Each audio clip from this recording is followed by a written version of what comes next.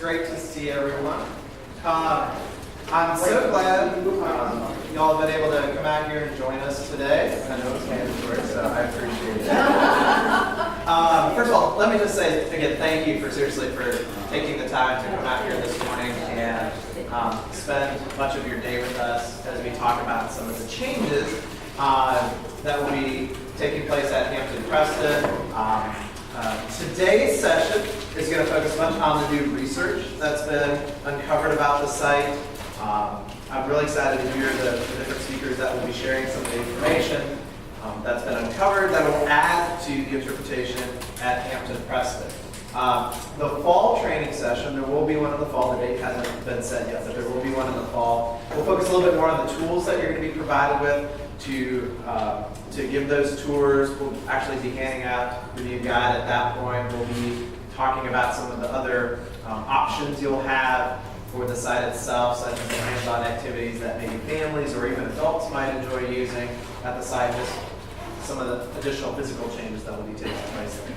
But today is really going to focus on the content.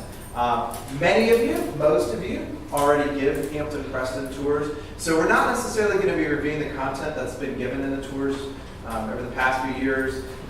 We know, many of you know those stories already, and if you don't, that's what the guide will be for in the coming time. Today is really going to focus on some of the new content that's going to be shared with the visitors itself, and so I'm really excited for all the different speakers to share that. The other thing I want to touch on real quick is just to kind of review where we're at with the project itself. There's lots of different moving pieces with this project, as many of you know, and I think Robin touched on in the January training. We are actively planning for the capital repairs that will be taking place at Hampton-Preston. This involves repairing the HVAC system over there, installing a new HVAC system over there.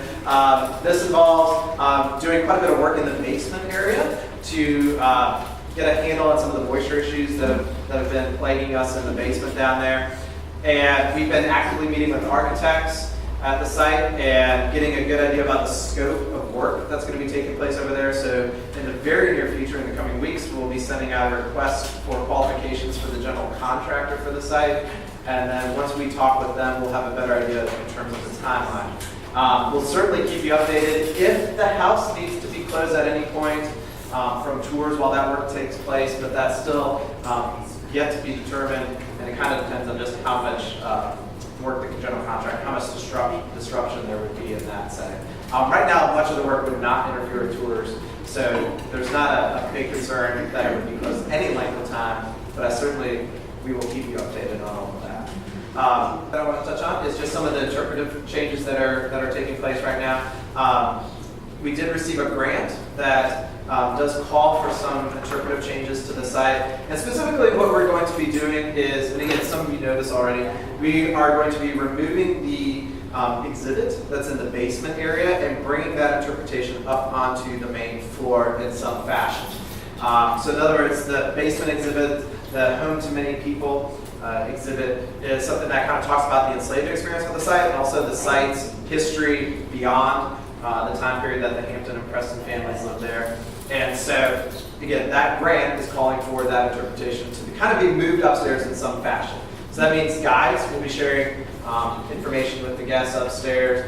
We do have some panels that are going to be installed. These are the reader rails. There's nothing going on the walls, but there is some reader rails that will be placed in kind of in locations that do not disrupt the visual flow of the period rooms.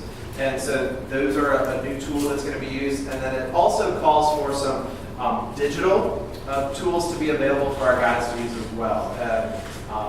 We'll give you more details on that a little bit later on. But when I say digital tools, that's a couple of different forms. First of all, I know Kat is going to be talking with us in just a little bit, and she's going to be talking about all of the different primary documents. And so one of the digital resources that guides will have now is you might be able to pull those up so that visitors, especially visitors that maybe have trouble seeing paper copies of things, would be able to look at these and kind of zoom in on any of the primary documents if you want to use those. There is a first-person video that's going to be available that might be shared as well, and we're going to share more details about that in the coming months as well. I'm really excited about our speakers today. We have 4 amazing speakers. The first 2 this morning before we break for lunch at noon, I'm really excited about Dr. Gregg Herman. He's a wonderful professor at Winthrop University, which does have a great connection with historic Columbia. He's a wonderful professor in English literature at Winthrop. He did his undergrad at UNC Chapel Hill, and then his MA and PhD at Vanderbilt. And so he's going to give us a great presentation. I don't want to spoil anything. We're operating teasers, but he's going to give us a wonderful presentation. And then after Gregg is done, we're going to hear from Catherine Allen, who's been doing so much research about the Hampton and Preston families, and so as well as other areas. And so we're going to hear from her as well about some new things we've uncovered with them and new resources, just where we found out new information about those families. So with that, I'm going to get out of the way.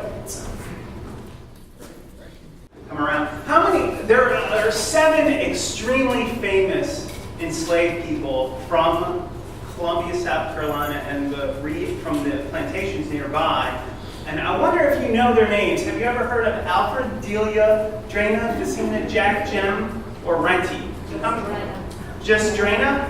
Okay. Well, today you're going to help me with a mystery, because what I've been spending part of my research is trying to discover as much as we can about these particular famous icons of the area. And the more I've been able to discover about them, it's helped me put into context the Hampton-Preston mansion. And so what my research and what I'm publishing on this is directly related to the work that you do. And what I, as a scholar, am most fascinated by is being a public scholar. Not writing obscure stuff that only colleagues read to advance me in my narrow world, but reaching out and telling the story to people, because so many people don't know these stories.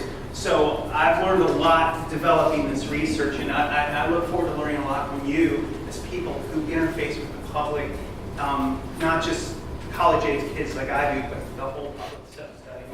Here's your mystery. I want you to pretend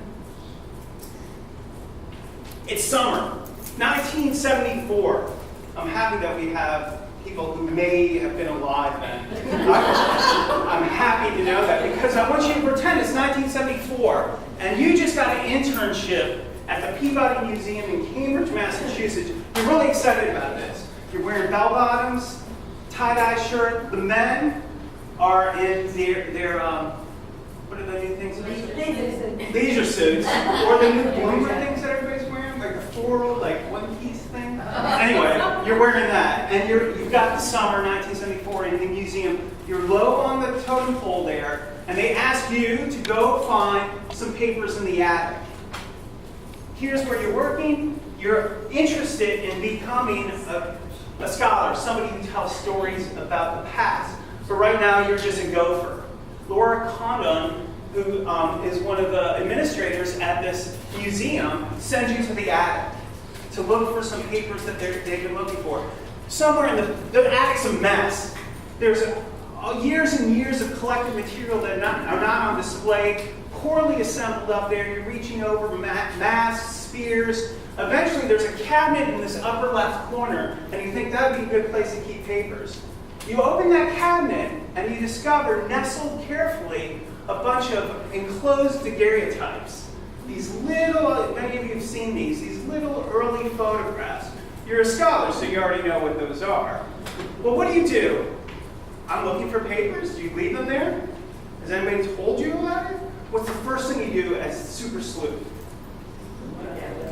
You're going to look at it. Now, it's really hot up there, so maybe you take 1 or 2 down to your supervisor, and let's say that's what you do. Well, when you bring them down, your supervisor allows you to open them up. And as you open up these tomb-like things, this is what you see. First, this picture. This picture. This picture. This one.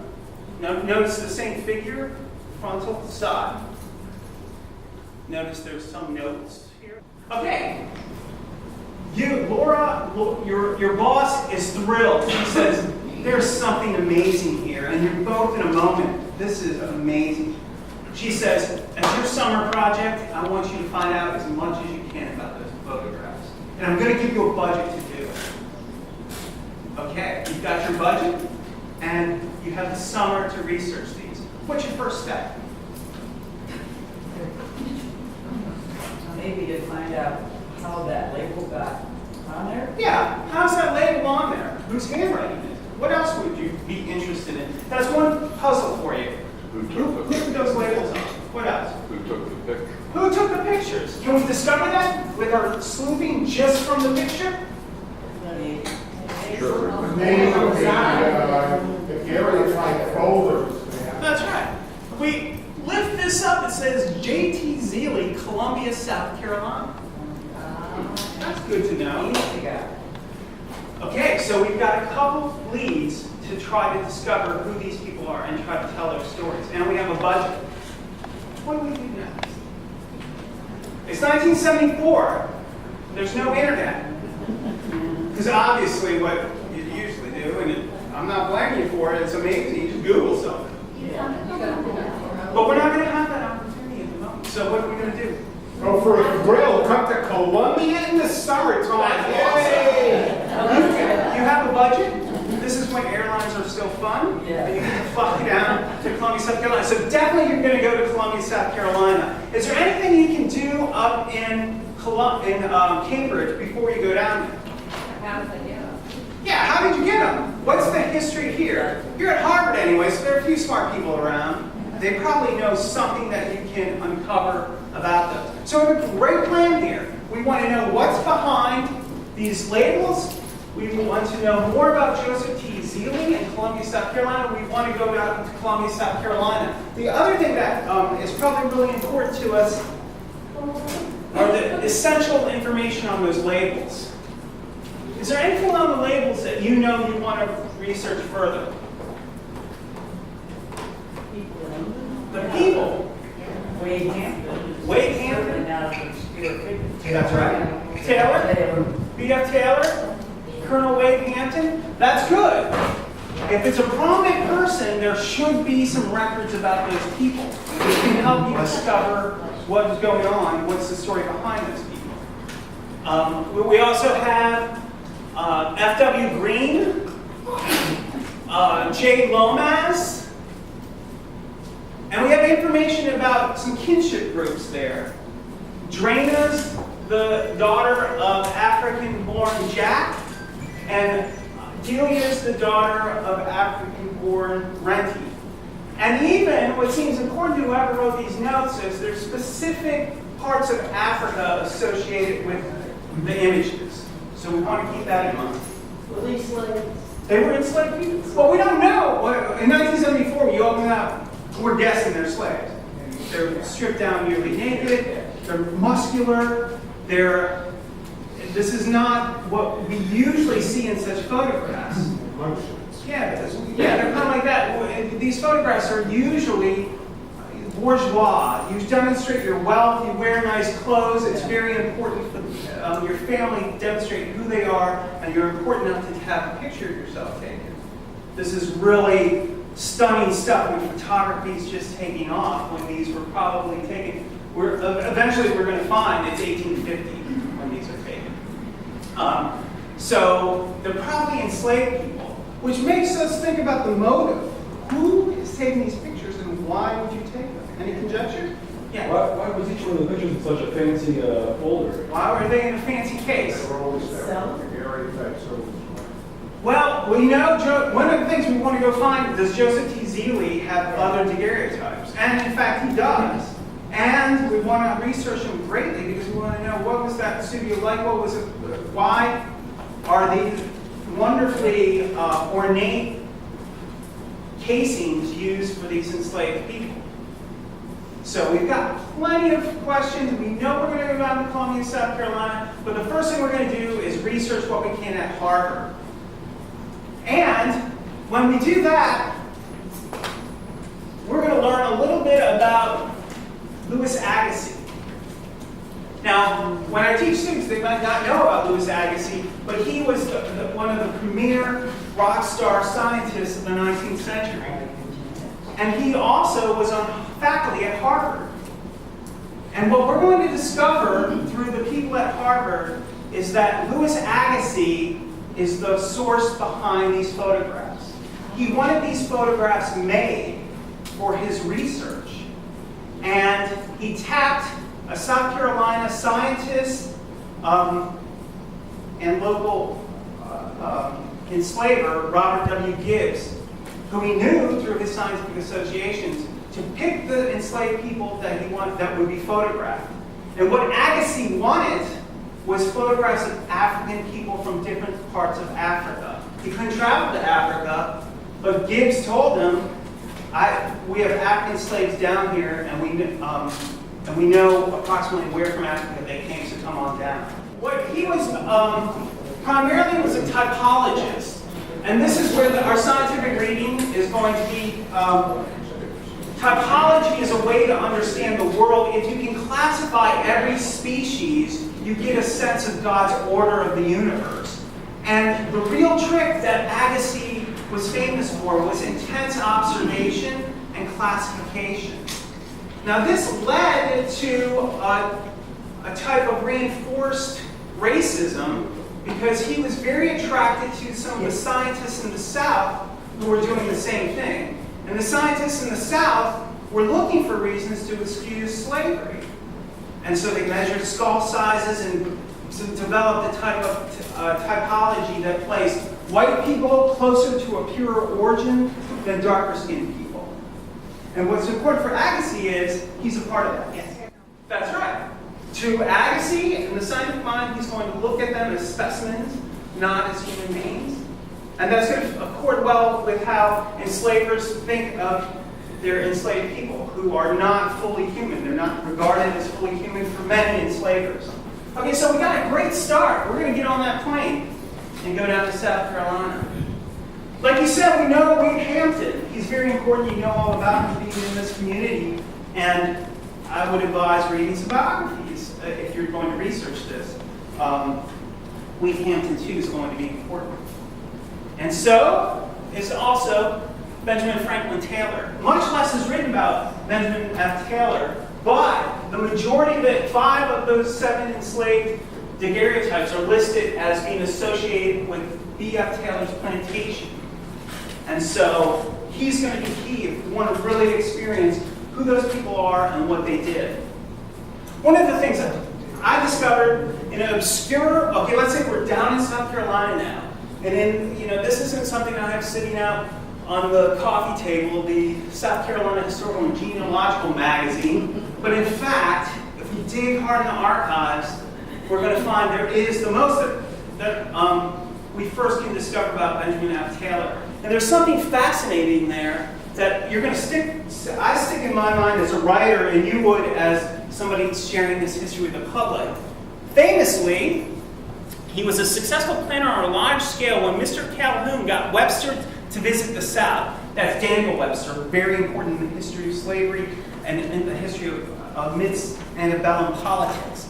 So Mr. Webster was taken over the plantations near Columbia. It is noteworthy that after Webster's visit, he ceased to condemn slavery. So that's one story at least. Why would Webster cease to condemn slavery at that point and assist the passage of the Fugitive Slave Law and assist this sort of enslaver-dominated legislature of the mid-antebellum period? Okay, so we got those informations. Now we're down in South Carolina. We get on the plane, we get off the plane, I'm like, damn, it's hot, it's humid. What am I doing here? I'm going back to Cambridge. It's hotter outside than it was in the attic. But we're here, and we get to go into the library, and we get to go into the South Carolina State Archives. That's where we want to go. Who are we going to look up in the South Carolina State Archives? Can we look up Drano? Can we look up Renty? We can find almost nothing about them. Where will we look to find their stories? Their owners? And we may be able to find something in their owner's property records. So that's all we got to tell their story.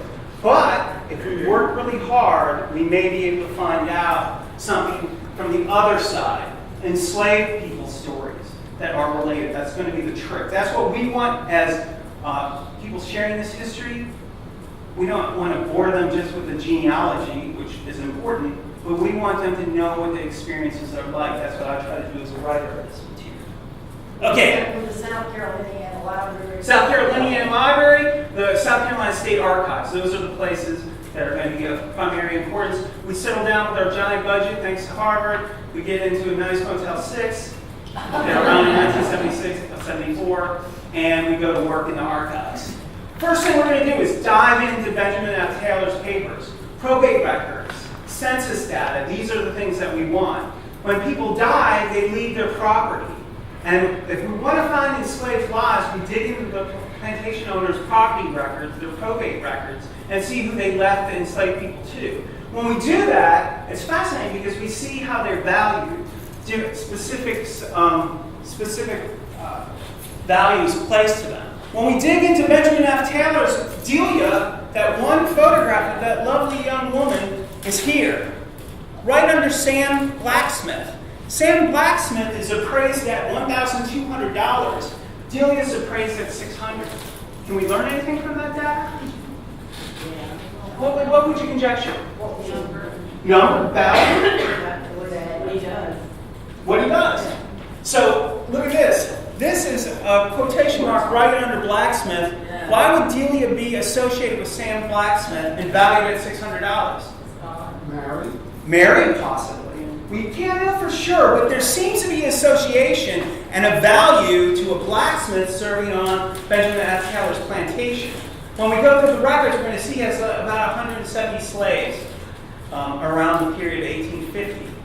And Delia is one of them. But Delia, in the listing after Benjamin F. Taylor's death, is separated in a column that seems to be related to some people working on the property in the smithy. And that's very valuable to them. She's not associated with some other people whose value for a woman at $600 on a southern cotton plantation, that's a high value. So she, we could conjecture, is an assistant in some capacity in the smithy. So all right, we're really excited. We already know what we can conjecture, a little bit of the story behind that woman whose photograph is taken naked sometime in 1850 by Joseph T. Zealy at the behest of Robert W. Gibbs and Louis Agassiz. We dig into the will. Now the trick here would be to find out who did Benjamin F. Taylor give these five of the 7 to. Well, if we read through all of that, there's no assignment of the specific enslaved people that we're trying to trace, like Renty and Delia, or Drana and Jack. We can't find them. They're not specifically listed because the properties are prized, and some of his enslaved people are given to specific descendants of Benjamin F. Taylor. We hit our first roadblock. We don't know exactly where these enslaved people go to. So we go home and we're sad and we drink and Motel 6. And we wake up the next day ready to work hard again. One of the things I love as a writer and the work that you all do so well at sites like this is what we can learn from these property records. So I'm thrilled to see about all the different planting things that they use, all the hoes, every material thing they use, because as a writer, I want to give those tools in the hands of the people I'm telling the story of. And there's an authenticity in the specific materials that they use. So here's a listing of everything that the enslaved people that we saw the pictures, the 5 that worked on Benjamin F. Taylor's property, most of which probably worked in the cotton fields because that was the whole thing that the Taylor plantation and the plantation around Columbia served. They were using these specific tools. So their fingerprints are on these tools that are then a part of the estate. The next thing that's really important to us are maps. So when we dig into the South Carolina Louisiana Library, they have a great map collection. And the 1850s, the year we know that Joseph T. Zealy took the photographs, very fortunate, we have an 1850 map of Columbia, South Carolina, that you've probably seen. Well, here, when I did the research, I saw Benjamin F. Taylor's one of the Taylor plantations right here on the Congaree, not far from downtown. And then next to it is Mrs. Sarah Taylor. So I kind of want to know, who is Mrs. Sarah Taylor? Well, if we do the research in the State Archives, we can find out that Mrs. Sarah Taylor is the widow of Thomas Taylor Jr., who's the oldest male heir of Thomas Taylor, who's really important to South Carolina. When we research further, we learn Thomas Taylor and Wade Hampton made a deal. They owned all this property in Columbia, and that property would be very valuable if they could somehow use their political strength and money to move the capital of South Carolina from Charleston right to their very property. Good move. They do that. They own all this property, and their wealth just gets magnified because they have the political clout to make that happen. And what we find, if we're careful, we're going to dig into Thomas Taylor's, Sarah Taylor's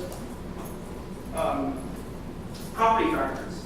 And when we do that, Delia's there. So although there was no way we knew where Delia was, we find her in that plantation right next door to Benjamin F. Taylor's plantation in 1850. And this is in the 1858 slave inventory. That's great because we know Delia's still alive. And there's her father in the same listing, Renty. So father and daughter are together. So that's pretty powerful. We know a little bit. We know where they went. Let's dig deeper. Let's go there. So we know Renty's there still. He was on Benjamin F. Taylor's plantation, probably the one that we saw in that picture. After Benjamin F. Taylor's death, Benjamin F. Taylor in his will said that there were outstanding debts. He gave permission to sell his properties to cover his debts. It seems pretty clear, or at least an easy conjecture, that some of that property was bought by Sarah Taylor, including Renty and Delia, who were very valuable. So they're living in the same area from 1850 to 1858. Their photographs taken in 1850. Let's dig deeper. Thomas Taylor Sr., he's the patriarch of the Taylor family. Well, his slave inventory is fascinating because it lists the enslaved people by families. Extremely profound. That picture of that young girl, Delia, we knew her father was Renty. Well, now, for the first time, we know her mother. It's Edie. And her brother, Hector. And her sister, Molly. And brother, Caesar. And little sister, July. They're alive in 1834, and there's young Delia. So we've got this great information from the archives. We're starting to build the family behind those pictures. So it is in some areas, it is a difficulty where the records are burned. We're very fortunate in the constellation of people that we're exploring, probably because their families are so prominent, those records were well preserved and they're still accessible. In 1974, we had to go to archives. Fortunately, I'm a scholar in the age of the internet and the inception of all sorts of people doing genealogical work. So my own story of uncovering this, I was up in Cambridge as a fellow at Harvard trying to get involved in this project, just tapping away on my keyboard and digging into all these records remotely. It's so great to be young. I'm just at the top. But you can get to these things that way. But for the pretend 1974, we have to. But it's never, you have to go to the place. You can't just key everything in. But a lot of this is very accessible to us as researchers through sites like Ancestry or Family Tree. You can get to a lot of these probate records, and they're easily searchable. Now, the search engines always make mistakes. There's things to be found if you actually physically go into the libraries, which is always the best place to hang out in my book. Okay, so we have that great information. What about Jack and Drana? Well, if we dig through the same records, it's pretty fascinating. I can't know for sure, but my conjecture is this. There is a Jack that also ends up in Sarah Taylor's records. And that Jack is listed as Mandingo, worth $100. If we look at that photograph of Jack, there's a large tumor growing on the back of his neck. That would lower his value. But he would appear to still be alive if this is Jack. Jack's a common name. But next to it is Mandingo. That's important because the enslavers here were specifically marking slaves who were born in Africa. And Agassiz's interest specifically in Jack, is because he was born in Africa. Now, in the records of Agassiz's letters, he has this interesting exchange after he came to Columbia. He said, some of the slaves tried to trick me and say that they were from a different part of Africa than I could tell from their physiognomy. He believed that as a typologist, he could just look at people and identify where they came from. So there's this really telling moment where he's like, one of the slaves tried to trick me and told me he was from somewhere else. Well, I think that slave who wasn't trying to trick him, was just being honest, was Jack. Because he's listed as Mandingo, but that's not how Agassi wanted to place him. Agassi had him as E.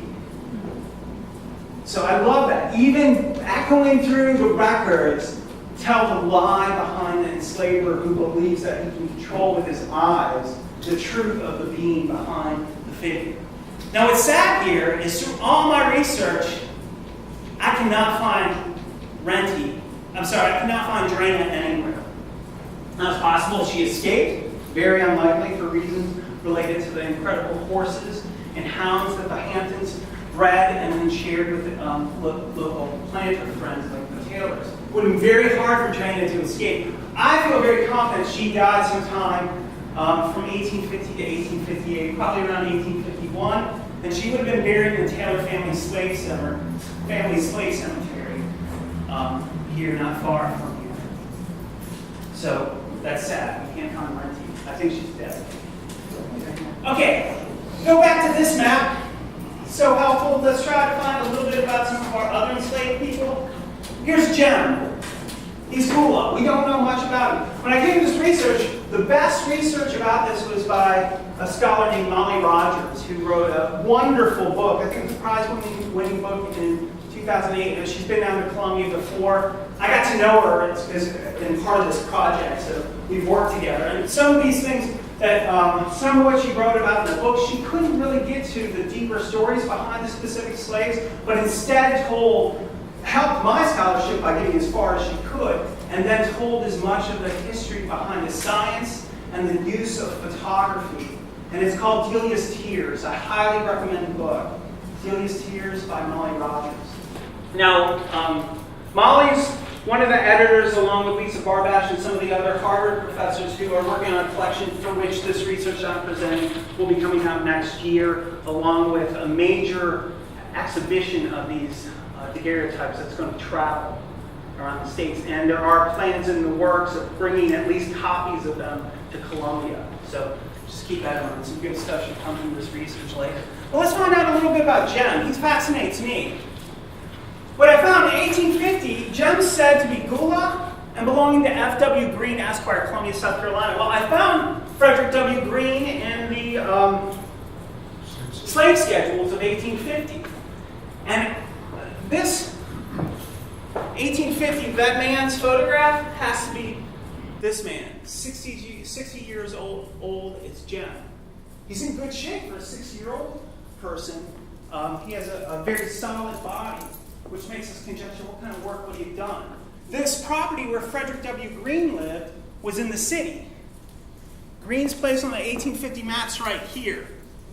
Here's the lawyer who wrote up all those property records for Benjamin F. Taylor. And here's Robert W. Gibbs' shop right here. He would have passed Gibbs F.W. Green's place. Probably Green worked as a construction worker. Why do I say that? Because F.W. Green married Sarah Briggs, who was the daughter of a famous bridge builder who came to Columbia in the 1820s, and we track some of his records too. So the best conjecture we have for Jem is that he was an important construction worker, valuable and important to this building Columbia. People like him built Columbia, the racetracks, the bridges, and the other things when Columbia rose up as a major city. I always find this so fascinating. Jem's house where he lived, he would have been a slave shack now. It's a giant Bank of America center right down here in Columbia. And there's an interesting history between banks and the way they collateralize enslaved people to help build the profiles and wealth that then was spun off to banks that eventually became Bank of America. Okay, Facina. He He's Mandingo, he's a carpenter. He's important because he's on the plantation of Colonel Wade Hampton. That's great for us because there's a lot written about Wade Hampton. So let's see what we can find out about Facina. He shows up again in 1863 in Frank Hampton's probate records. Frank is killed in the Civil War. We know that they burned down Millwood and Woodlands. And when that property's passed on, Facina's still alive. He's right here. Yep, 16. He's 70 at the time. This is great. So we're able to actually get the age of these enslaved people. And most enslaved people didn't know their age. They're never told. From the property records as best we can tell the age when these photographs were taken. Facina's still alive. This is why it's so hard to trace African American history in the antebellum here, because no names are added. There's just the age, the sex, and obviously the color. Sometimes if it's black or mulatto, it would be alternative. So there's no names there. How do I know that's Facina? Because Facina is listed on he's a slave of F.W. Green. It's written on that picture in Robert W. Gibbs' hand. And F.W. Green, we found where he lived in Columbia. We know that he's married to Sarah Briggs, and we know that he was basically an engineer or construction builder.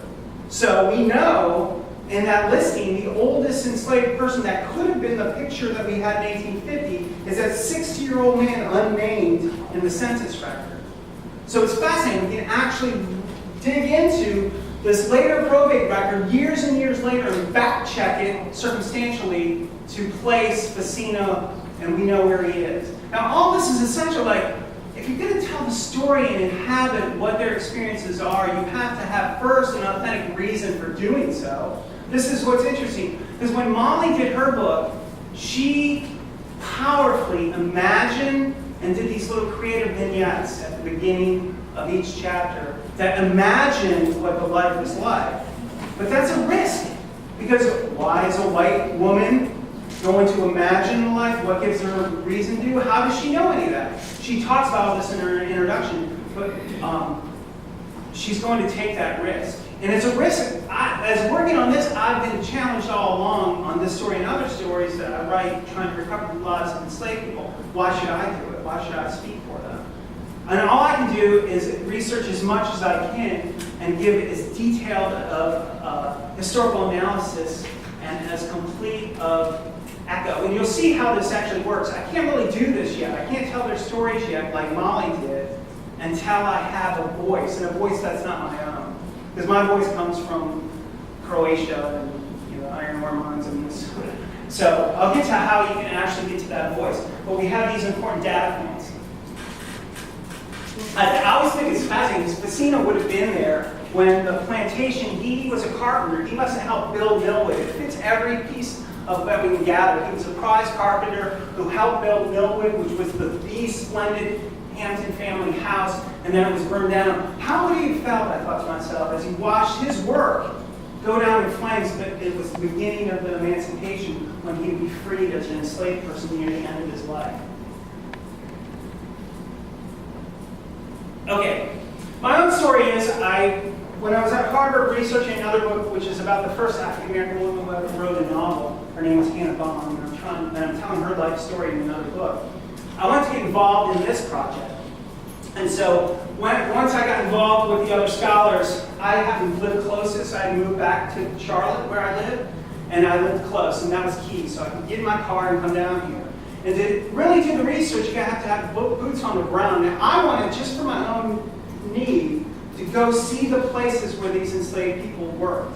And one of the puzzles in all this, nobody could really identify the plantation where these enslaved people worked. And so I worked really hard with those old maps to pinpoint in those archival records where this work happened. So I got in my car, came down here, and thanks to being born in the age of technology, I could take all these old maps relating to Hampton quarters, where we know Facina lived, and the old GPS. I love this iPad Mini with the GPS. I could take that out with my map and my research and go try to get myself shot in the backwoods of South Carolina. I can tell my wife or children, I'm going to go trespass on some properties down south. I wouldn't. I called and just couldn't get all the permissions, so I'm not advising any illegal activity here, and I'm not liable for accidentally passing if you keep off the property. But anyway, I want to go out and see where these plantations go. This was not repossessed, no trespass. When I turn the corner, there's all these rifle shots. It's kind of exciting. Anyway, as best I can tell, this property is still that where most of those enslaved people worked, as best I can map it from old maps and GPS, are still very vibrant property for agriculture. For me, this is important to see, just if I want to inhabit what these individuals' lives would have been like. The key to my discovery happened in the library, no place else. And I had to rely on other scholars to make probably the best discovery that I made. And in the plaque for Wade Hampton, in the State Archives, is an early map, 1840, I should have that date up there. I think it's 1846, commissioned by that same lawyer who wrote down the values of all of Benjamin F. Taylor's plantation owners. This may not look like much to you at the moment, but what this is Mill Pond. Here's the Hampton plantation over here, Woodlands and Millwood. Just across Mill Pond, you've got the Taylor plantations where we know Delia and the others, Jack and Delia at least, and also Renty at least showed up in 1858. We also have B.F. Taylor's property, and we have, importantly, for some other research I was doing, the Singleton property. Singleton's another very important enslaver, and this was key for me. This was the moment when I was like, I can finally give voice to these enslaved people because I could locate them and where they worked in the same very fields. Because it just so happens that we have authentically the voice of Charles Ball, who was an enslaved person who told his story. And he tried to hide a little bit because he was still, after he escaped from slavery, it was possible that he could be recaptured in return. But in his wonderfully written, it's one of the great books written by an enslaved person about antebellum slavery, Slavery of the United States, a narrative of the life and adventures of Charles Ball. He tells the story of how he was brought to Columbia and how he served on Wade Hampton's plantation, which would have been Woodland's plantation, which is the plantation right across Mill Pond from where those pictured people lived and where they worked.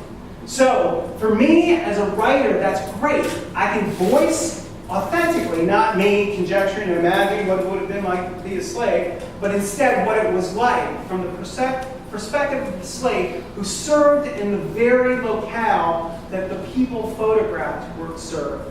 And so we can use Charles Ball's voice to reclaim what that experience was like, brought in a slave colony in Columbia. The other great thing is we have Jacob Stroyer.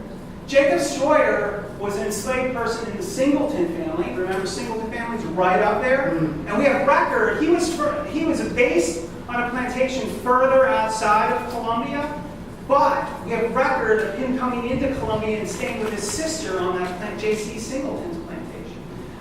Jacob Stroyer's sisters was married to an enslaved person on J.C. Singleton's plantation and was allowed by the Singleton family to live there. And Jacob Stroyer was trained as a jockey for the Singleton horse racing. Another component of all this, I did a bunch of research about horse racing in Columbia and gardens in Columbia. Because I wanted to contrast, and in the bigger book you'll see this, you have all the enslaved patriarchs and ladies planting their wonderful gardens, and there's great research detailing that. That's why people love to go to the plantations houses like Hampton-Preston. This is beautiful. And the china is wonderful, and they're all there in the details. But the part that I'm trying to tell is, what's the story behind all that? If you peel that back, what makes the wealth that makes that possible? The mirror that the serving person is looking into, or is reflecting their service as the Preston slave serves out the food to the assembled people, including Daniel Webster. That mirror, we know, is worth $800. That's more expensive than William, who's serving the food. So there's things like this that we can tell through all these records, which bring to life something more than, but beautiful china. It's lovely. I wish I lived here. there's a much more vibrant story. So Jacob's story is great. We've got a story from him. And what I love about Jacob's story is he tells the story of what the enslaved people did after when Columbia was burning and they were emancipated. And many of the enslaved people who were pictured there would have walked with the same slaves just from the plantation shortly ahead as they all assembled to look towards the city and watch it burn and watch the Confederate flag come down. Really powerful stuff. And Jacob's story tells the story. It's not me, son of iron ore mining people of Minnesota, just imagine what it would be like to be Jacob's, slave in Columbia. I actually have the story of his words to tell that story. Okay.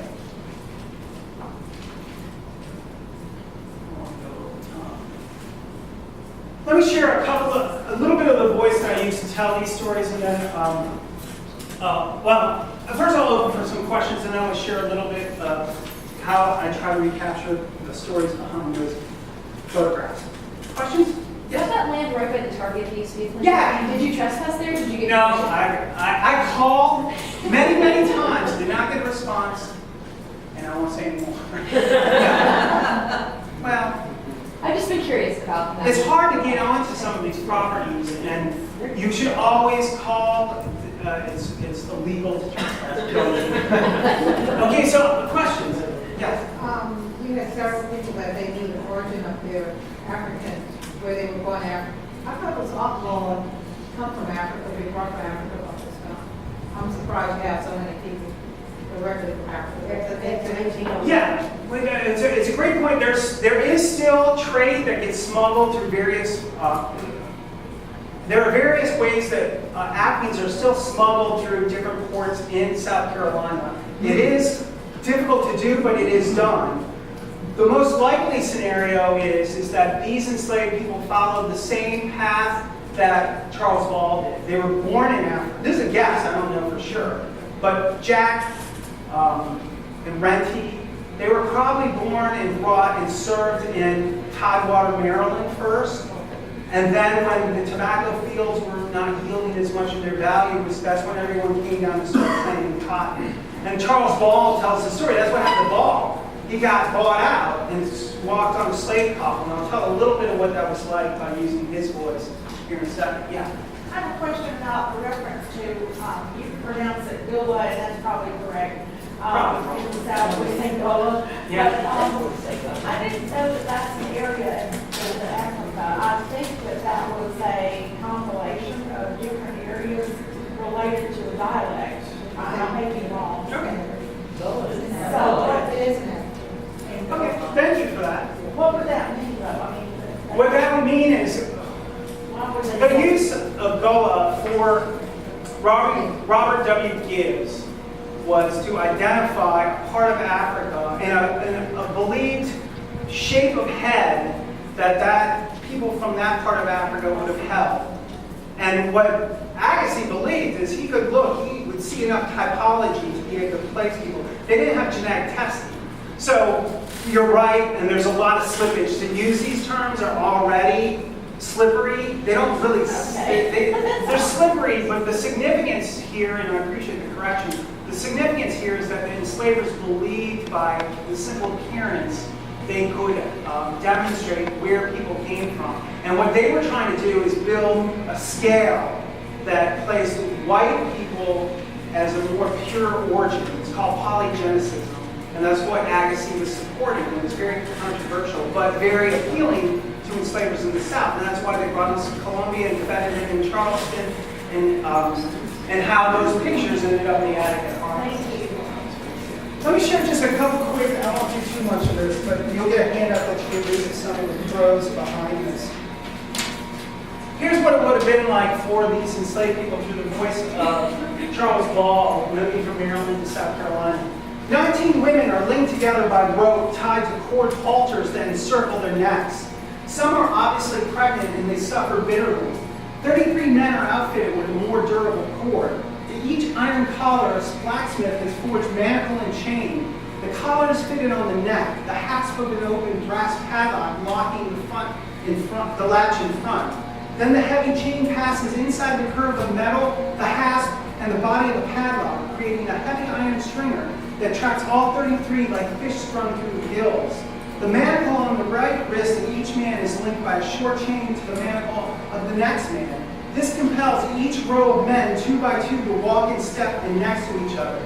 Ginked on lines of iron and chain, rope, and a halter, these refugees begin their forced march from the eastern shores of Maryland. Their destination is cotton country, indeed the very community where Agassi and Gibbs will select their subjects for Zeeley's lens. At night, the women are vulnerable. Bound by rope and a movable halter, they are separable and so potential victims of rape. With a lot of historical accounts of this happening in South Carolina. Charles Ball records no such incident on his journey, but sexual assault was common. Any forced migration that involved Drana or Delia's sisters, Edie, Molly, and July. I say this because we don't remember in the family in 1834 there's Molly, Edie, her mother, and July. You can't find them anywhere. It's possible they were sold or tried to escape, or they just died. But if they were ever transported, and if Delia was ever transported, there would have been a severe threat of rape, and they were removed with a halter and restraint that they brought as part of the call. Each misstep carried a correction that pinched, choked, and broke open raw skin. At first they stumbled, but after many bruised limbs and sore necks, they moved in rhythm. Scored by chain and tether, they marched through Virginia and North Carolina, lice passing from scalp to scalp. Still they grew dirtier and dirtier. Even the foul smell of their collective squalor became familiar.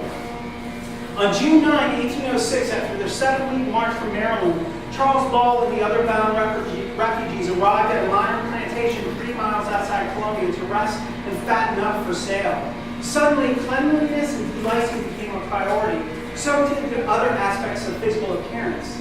After their arrival, Ball records that he and the others were given melted lard with their meals to make their skin sleek. Ball notes, this was the first time that we had received 2 rations of meat in the same day on the whole of the journey.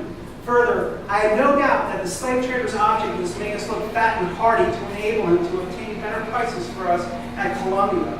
Non-natives such as Alfred, Messina, Jack, Jem, and Renty, who were close in age to Ball, likely experienced similar details during their journey to Columbia. So we can't tell for sure, but gosh, we can really get a good sense of what that experience would have been like for those enslaved people.